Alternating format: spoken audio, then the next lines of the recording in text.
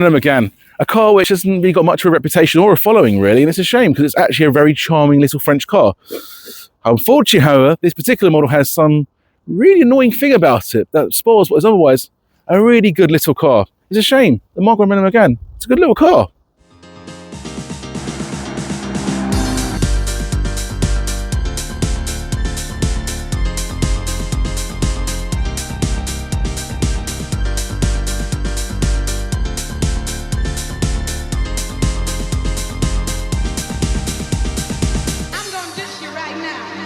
The Mk1 Renault Mégane was produced between 1995 to 2003, replacing the Renault 19. In fact, it was heavily based on the Renault 19. Now, in 1999, it did actually receive a facelift, but the pre-facelift models, essentially the introduction models, were the three-door, well, they said hatchback, but it was more of a coupe, which then spanned a convertible, the five-door hatchback, which is what you have here, the four-door classic saloon, and the first of its type, the Renault Mégane Scenic. Now, that came in a little bit later, but it was still based on the pre-facelift model. In 1999, you have the facelift, which what you have here, with the same body styles, but there was also an addition of the estate model for the European market, not so much for the UK, unfortunately. And the Scenic was now called the Scenic, as opposed to Mégane Scenic, because it was such a success, it spanned its own lineage. Now, the Mégane is one of those cars where the Mark II got all the credit, both positive and negative, and it became successful as time went by. But the Mk1 has been mostly forgotten about. And it's a shame, really. There's a lot to like about this car. But in terms of the actual styling of the car, you could definitely tell it's a different model over the original one. The pre-facelift had a completely different nose. I think they've changed it a lot, and personally I prefer the styling, which I'll come to later on. But overall, the Mégane, well, it had a large criteria to fill. Bearing in mind the Scenic and the convertible were very successful, it did a good job for Renault. Now, with the Mk1 Renault Mégane, it did have quite a lot of model ranges. This particular model here was a facelift model. It was called the Dynamique Plus. It sits fairly high up in the model range and is one down from the top of the range model, which is the privileged model. The Dynamique Plus did come with a lot of toys. I must admit, it came with a fair amount. Half leather seats, electric sunroof, electric front windows, buttons on the steering wheel, the remote buttons, the fog lights at the front, as well as a spoiler at the back and alloy wheels. There's a lot. It did look like a decent car. It was very well equipped, and at the time, I believe the pricing wasn't too bad as well, but correct me in the comments if I'm wrong.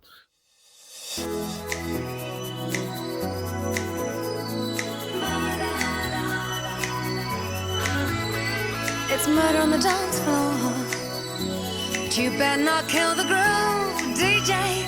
Gonna burn this goddamn house right down. Oh, I know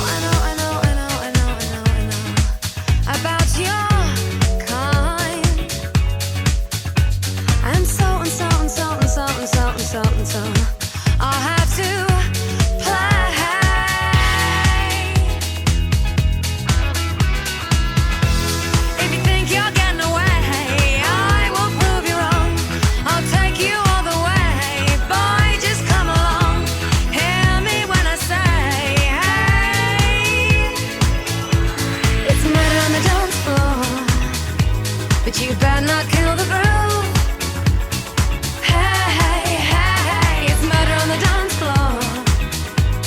you better not steal the moves, DJ. Gonna burn this goddamn house right down. Oh, I know. There may be others, and so. You'll just have to pray.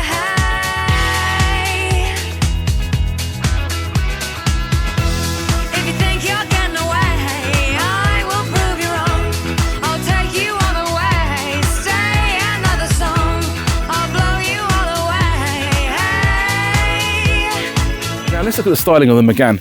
You find that this obviously being the facelift is a bit different to the pre-facelift, which has the typical Patrick Lecomont bead grille. This has got rid of that, and you've got this kind of almost bladed Renault, almost Nissan-esque grille. But I like it. It's nice. And you've got the badge prominently sitting at the front with these very clear and sharper, and I think personally I prefer these headlights, nicer, clearer headlights at the front than the pre-facelift. But it does look very pretty at the front personally, and I think they did a good job with the design. I think this is a pretty car. And to prove my point, as a convertible, it did look like a very nice convertible. The Méganes that succeeded did look good. But I like the styling of this one. I've got a soft spot for it, I just do. And you have these very nice striking fog lights at the bottom, makes it look sportier. This being, like I said, the Dynamique Plus model. it's higher up. You can see obviously straight away where the effort's gone into in terms of styling. It is a very curvaceous car, but it has a bit of a form to it. As you can see, there's a line smoothly running from one end to the other of the vehicle, and that gives it a bit of definition. It doesn't sit high up, actually. It sits directly in the middle of the body of the car. So it cuts the sheet metal nicely. And you do find it actually adds some definition to it. The alloys look very nice. There is some other models, actually. There was a special edition called the Fiji model. It had these lovely sharp spoked alloys. This is a bit more of a flatter spoke, 5-spoke alloy. It looks okay. It does look good in this model, but I prefer some of the other alloys that were offered in this model. But if you look at the bodywork, I mean, like I said, it's got this lovely curvaceous style, but it has some definition and some form. It's aged really well, I think. And it doesn't look like it's too floppy at the back. It actually is really well proportioned. One thing I like about the Mk1 Meganes, all of them, especially the saloon model, is the proportionality is fantastic. It's bang on. Really good design. Clearly, Patrick Leclerc knew what he was doing when he designed this car. But also, he was working on the Renault 19 chassis and did a fantastic job with that too. By bringing Camera Lady Laura to the back of the vehicle, to continue with the styling, you can see that this facelift model has changed a few things over the pre-facelift model. This being the facelift model, you've got more simpler taillights, which I do actually like, but there is no ginger cases. Then again, the pre-facelift didn't have them anyway. And gone was the black paneling of the light clusters on the pre-facelift with very simple, clear silver clusters at the rear. But essentially, there's not really much to report on. You have a black rubbing strip, which I always do like. And I like this spoiler. It really complements the design of the car. It gives it a bit more, not just definition, but it gives it a bit more of a stance look about it. I like it. Unfortunately, this being a Renault, and especially Renault of this era, despite the reliability of this car, it is surprisingly reliable. The quality of the materials is not, and unfortunately it's very flimsy. As you can see, certain things have come off and been held together by tape. It's a shame really, because mechanically it's a good car. It does pass MOTs, it's really well looked after. It's just a shame that the French just can't build them a bit better. But nonetheless, the styling of the car is very, very simple. It's very, very clear. And I love the bustle back design. Very few hatchbacks have that, especially nowadays. But at the time, it was a bit more popular. They're not so popular now. And obviously, the design was completely eclipsed in terms of the neatness and the stylishness of it when the Mark II came out and gave us that kind of J-Lo-inspired huge rear end. I don't mind that, but I actually prefer this. This is simpler, but it has a nicer rear window than the Mark II, personally. But overall, the styling on the rear end is as nice as the side and the front. This is a good-looking car. I think the French did a fantastic job designing this car and maintained it with the facelift. So let's look at the interior. I mean, I'm very comfortable in the driver's seat, I must admit.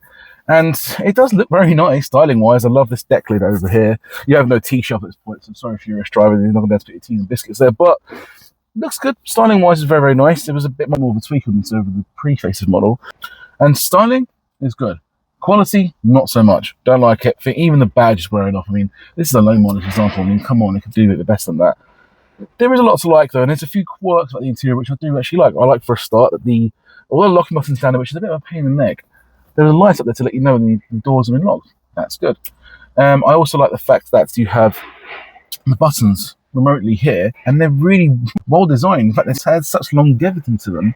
They were on a Renault for another 20 years, I want to say. In fact, if you look at the Renault Capture and the Renault Symbioz, they have very, very similar setup. So they've obviously done a decent job with the ergonomics of the car. The interior of this Mégane is actually very, very nice, and I like the part leather seats. I mean, these leather seats look really good, and this little trim here it's really decent. Actually, it's really good. Plus, if you look in the glove compartment, you'll see the model name on where the cup holders are. Kind of a bit of a budget cup holder design, but I like it. It's quite trendy. Then you have a nice little plaque there to remind you which model you're in. So if you're in a nice model, kind of reminds you that you're in something a bit more opulent. But it's not a bad car. I just wish it was better built. This is it with Renaults and just being too small for me. I get it. I'm a big fat bloke and I should hit the gym more, granted. But this is the same as the Clio, is it? It's agonising torture. Also, another thing I should point out is when I'm sitting on either the back seats or the front seats, I feel like I'm sitting quite high up. And I feel sorry for anyone who's taller than, say, 6 foot. I'm 5'11", and I feel a bit cramped, headroom-wise, a little bit. But anyone who's taller than me is going to struggle a little bit. But you still have, the nice-looking interior again. You've got the half-leather seats and this interesting door card. I really like this design, actually. It's really good. Shame, though, being one trim down from the top, you don't have electric windows at the rear, but it's not too bad. And you do have an electric sunroof, which actually does, make this quite a light car. Plus, you've got a light roof interior, which hasn't sagged, actually, oddly enough. So the quality's kind of hit and miss in this car. But again, you've got the same quality foibles. The roof lining hasn't sagged like you would get in, say, a Rover. But then the manual window in this case doesn't work unless it pops up with these little devices here and sellotaped. But yeah, so the quality's hit and miss.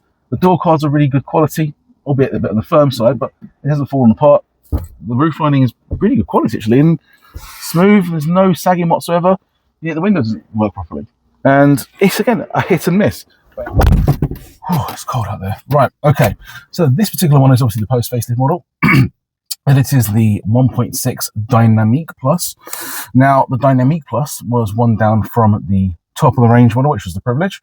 And the Dynamique Plus comes with a lot of different toys. It comes with, well, you can see the bodywork from the outside. You've got alloys, you've got fog lights, you've got a spoiler at the rear, metallic paint, electric sunroof. You also have electric windows at the front and the inside. You have a wonderful remote buttons for the steering wheel in terms of stereo and audio adjustment. You have it does actually come with a 10 or 6 CD changer. Problem is I can't find a disc tray for it, but the actual device is there. If someone has a disc tray for a Mk1 Mégane CD changer, then it will work. In terms of the actual engine, this is the 1.6 16 valve automatic. The gearbox is not great, and I'll come to that later. But it does have 110 brake horsepower with a dizzying 116 miles per hour top speed. If it's the racing track, this is probably not going to be your first choice.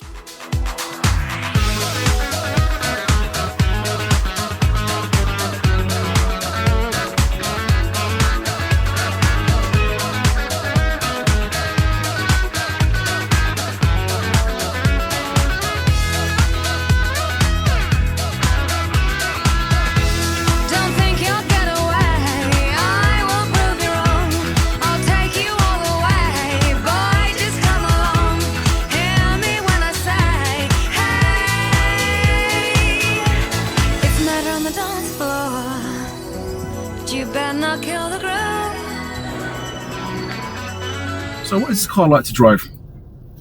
Well, in a word, fairly relaxing. It's very comfortable. You've got wonderful seats, very, very comforting seats actually. And the pre-facelift was actually credited with being very comfortable, but had a bit too much body roll as a result of that comfort. The facelift, however, resolves it, and it handles better. Unfortunately, however, it does have a bit of a firm ride as a trade-off to kind of improve the handling a little bit. But reality is, around town, this is a very comfortable car. It is a nippy one as well, to be honest, between a 1.6 automatic. This is a lively little car. This is a good car to drive. I do really enjoy driving it, in fact. What I don't, however, enjoy is driving it around town. And why is that? Well, I used to own a previous Mk1 facelift model, and it was the 1.4 16 valve, but with a manual gearbox, and it was fun and peppy. Not quite as nippy as this one, but did a really good job, and was surprisingly efficient and capable on the motorways. I really like that car.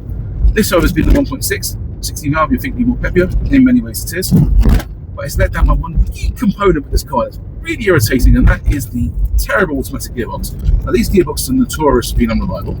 They're notorious for being not the best, and I'm very lucky that this is not one of the unreliable ones. However, it's also not one of the best ones either. By that I mean mechanically it's sound, but it's a clunky unit. It's not very well designed, and it makes going around town just a little bit unpleasant. It doesn't know it's change up sometimes, doesn't know it's change down. It's just a bit of a rubbish unit, and it really does let down the side, I think. I think this is a fantastic car, and if it can come with a manual gearbox with a 1.6 16 valve engine, this would be fantastic. This really would be. It's a good car. It's a bit on the floaty side, but the comforting seats really deposit you from what is otherwise a slightly firmish ride. I do like this car, but I just think that gearbox really does let it down. And the brakes in this car are really good as well, for that matter. I mean, for an older car like this, it really does. It's not sudden or jerky, but it really does bring you to a stop, and a nice stop with that as well. It's a good car. I like it.